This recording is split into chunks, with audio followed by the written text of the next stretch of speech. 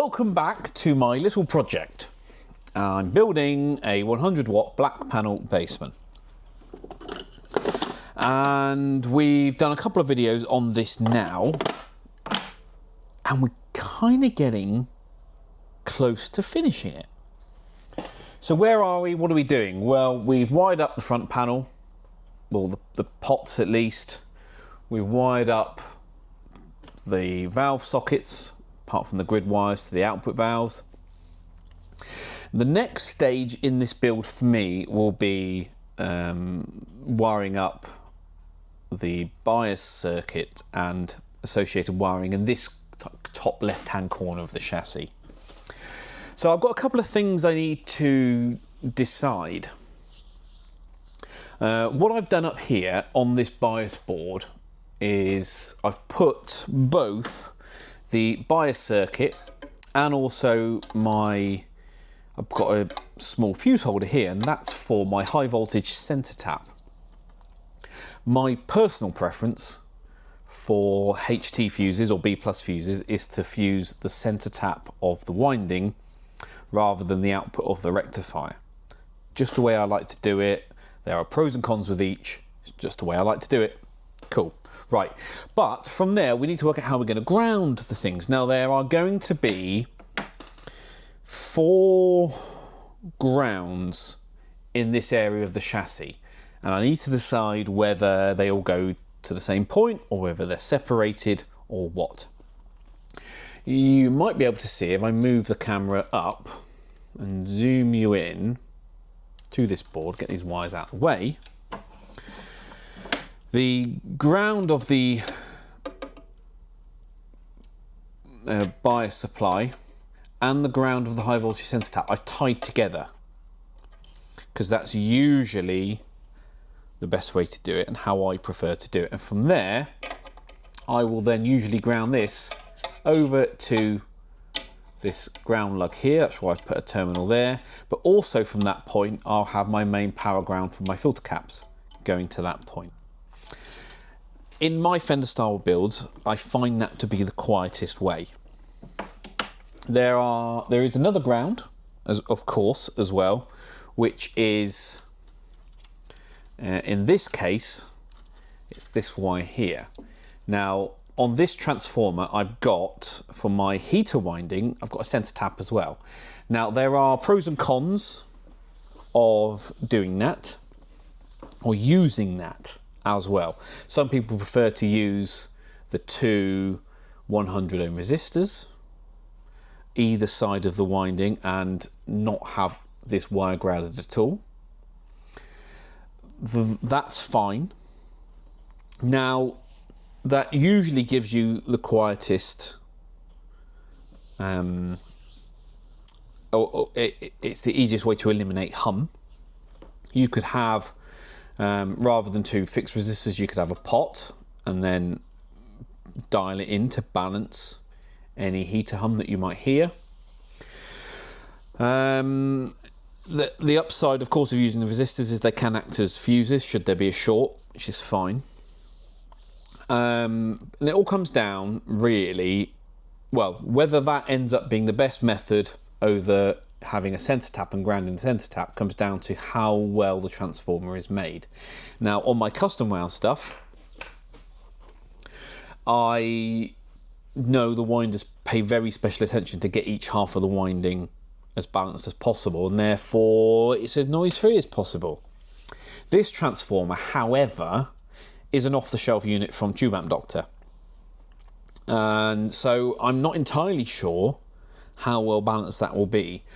But what I'm going to do for the time being, and if you remember, the whole ethos of this build is to give myself opportunities to try things out and change things relatively easily. So I am just going to ground that as it is. I'm not going to use any balancing resistors. I'm not going to use a balancing pot. And we're just going to see how it is. If it's noisy, we can change it quite easily. But if it is hum-free and it is noise-free, then winner, right? And that's the beauty of experimentation, that I can deliberately get stuff wrong and try things out to see what works out. It's not a customer build, this is mine for a bit of fun. So I'm going to break all the rules, and I'm going to ground it to the same point as the high voltage centre tap and the bias supply, which is usually an absolute no-no. Then what I do when I fire this up, if there is hum, I can then make one change and see what that does. Then I can make a further change if it's still there. Do you see what I'm going for? I'm deliberately giving myself flexibility to learn and improve, because this isn't an amp that's been built before. It's and I'm doing things that are different in here to the usual way. The way Fender did it, the way that I like to do things, the way that I've done things in the past, the way that other builders have done. Do you see what I mean? We're trying new things out, deliberately making mistakes so we can learn and improve and understand. So that's what I'm going to do. So I'm going to ground everything to this point. So there's going to be the bias supply, there's going to be the high voltage centre tap, there's going to be the heater centre tap, and there's going to be the power ground from the board. The preamp ground is going to be up by the input jacks. So that's a separate, the audio ground as we call that. The other one is that there's going to be a resistor coming off the pot, the idiot resistor, directly to that point as well. So there's going to be 1, 2, 3, 4, 5 grounds all going to this point. Almost like a pseudo star ground, right? So that's what we're going to do. We're going to try it out. We won't know the result of that until we fire this thing up. But I want to make sure that it's easy enough for me to change it. So what I might do, what I probably will do, is add a separate ground over here. So if I do want to move my heater ground over here and out of the way, I can do. Reason you tend not to add the heater ground to the bias ground is that you can inject a nice thumping, pulsing hum into the bias supply to the output valves. Sometimes it's a problem, sometimes it's not. So we're going to see, we're going to learn, we're going to understand. Once I've done that, I've got my red and white wire here. Sorry, red with blue stripe, which is my bias voltage wire. Coming from the transformer, it needs to go up here. So that's going to get done up there. I need to run my, got this one wire here, which is the bias voltage into the junction of the two 220k resistors. That's going to go to the center lug of that pot. My original intention for this was to have both a bias voltage and a bias balance circuit in place. I may still do that, so I have 2 pots. I may still do that, but I easily enough add it in the future. But I just want to get a functional part of the chassis done that I can then change in the future. I think I've said then change in the future enough times now, so we need to crack on. So as always with this stuff, we're going to time lapse it, and then we'll come back and report at the end. Enjoy.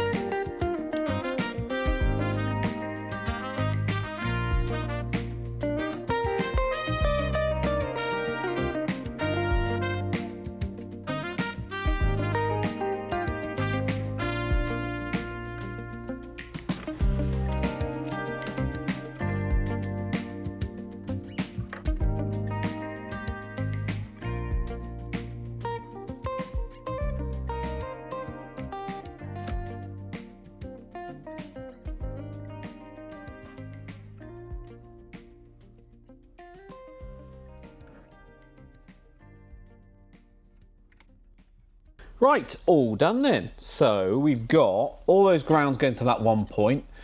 Remember what I said, I can change it in the future if it's noisy. The only one I haven't done is the bias wire, because what I'll do is once the heaters are in, these two greens will twist up to the socket, and then the rest of my chain will go off to my preamp valve, my valve string, sorry.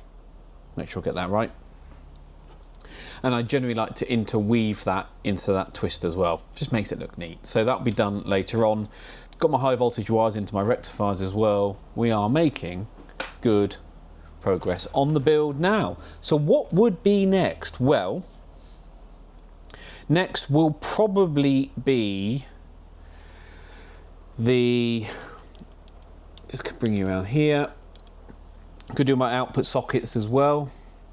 We'll get those in. Whether I do those before or after the heaters, I haven't decided yet. Probably do those next. So get those in, then I can do my heater string all the way along. So I've got to connect up V1 to 2 to 3 to 4 to 5 to 6 to 7, then upwards to my socket up here, connect those on as I said. Then it will be actually I might do mains next. I might do my mains wires. So I've got to put my IEC socket in down here. Need to put a dedicated safety earth in, of course. Oh, there's a solder drop there. Got my on-off switch down here. Stop moving. So we need to figure out how we're going to do that. The IEC socket contains a fuse there, the mains fuse. So we're going to have to run some wires over to the on-off switch and back.